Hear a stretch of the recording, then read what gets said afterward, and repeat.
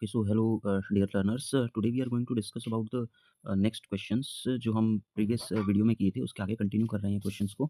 Acid based salt हमारा chapter रहेगा, competency based questions हम डिस्कस कर रहे थे। तो initial 4 questions we have discussed. आज हम कंटिन्यू करेंगे क्वेश्चन नंबर 5 से। तो देखिए क्वेश्चन क्या कहता है। Question says a remarkable property of acids is that they can dissolve metals when metals are added to an acid they disintegrate and disappears into an acid. तो ये एक केस टाइप क्वेश्चन है। इसमें कह रहा है कि एक एसिड जब भी कभी मेटल्स के साथ रिएक्ट करता है तो वो जानते हैं वो क्या प्रोड्यूस करता है। वो प्रोड्यूस करता है एक सॉल्ट। लेट्स सपोज जिंक एक मेटल है, HCl हाइड्रोक्लोरिक एसिड है ना। तो ये रिएक्शन के बाद क्या प्रोड्यूस करता है, ZnCl2 एक टाइप का सॉल्ट। प्लस कौन सी गैस रिलीज होती है बच्चे, हाइड्रोजन गैस रिलीज होती है, राइट। तो ये ZnCl2 क्या है, एक टाइप का हमारा सॉल्ट है। ZnCl2 क्या है, एक टाइप का हमारा सॉल्ट है ना। एंड हाइड्रोजन जो है वो गैस हो गई, ठीक है।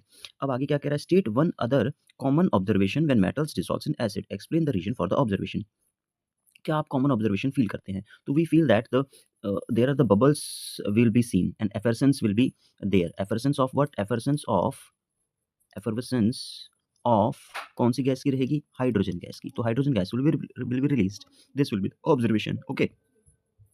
And one more question can be asked कि how will you say that the hydrogen gas will be there?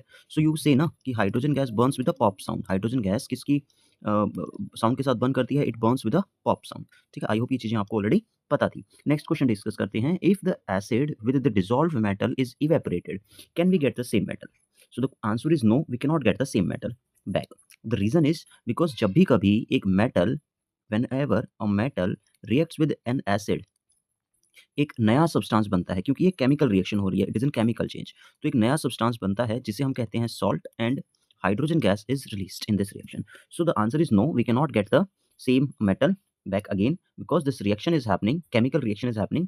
And example to support your answer, you can give this example. Let's suppose you can take any metal, let's suppose this zinc and hydrochloric acid, you will see ZnCl2 plus H2, ZnCl2 zinc chloride plus hydrogen gas. So you can take this example, right? चलिए next question discuss करते हैं। Question number C of question number 5, C part. In this equation the word dissolve is used with in quotes. This is because it is not actually is an example of dissolving. What is the main difference between metal dissolving in an acid and sugar dissolving in water?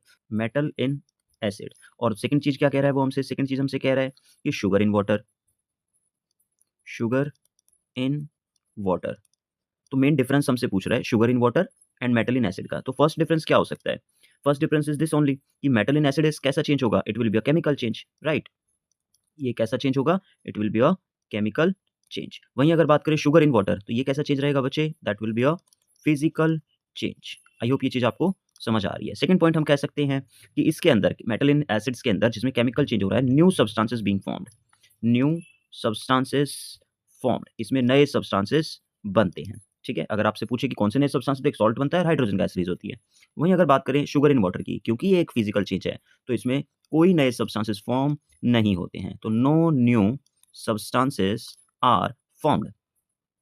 M I clear to all. Next question, next इसका point हम क्या बना सकते हैं, क्या लिख सकते हैं। So next point we can say metal in acids are generally are irreversible, okay. Means this reaction, chemical reactions are generally irreversible in nature. So IRREVERSIBLE, irreversible by simple methods, यानी कि हम दोबारा से सिंपल मेथड्स की help से इन्हें प्राप्त नहीं कर सकते हैं, ठीक है। एंड अगर बात करें फिजिकल चेंजेस की, तो जनरली दे आर रिवर्सिबल। अगर मैं आपसे कुछ एक एग्जांपल भी बताऊं रिवर्सिबल का, तो आप समझ सकते हैं कि पानी के अंदर मान लीजिए हमने सॉल्ट को ऐड किया है, और जब आप उस सॉल्यूशन को, उस मिक्सचर को धूप में रख देंगे, तो after a while you will see that water gets evaporated and you will get the original salt itself in the beaker. So I hope ये चीज़ आपको समझ आई। मिलते हैं नेक्स्ट क्वेश्चन में, तब तक के लिए टेक केयर, गुड बाय।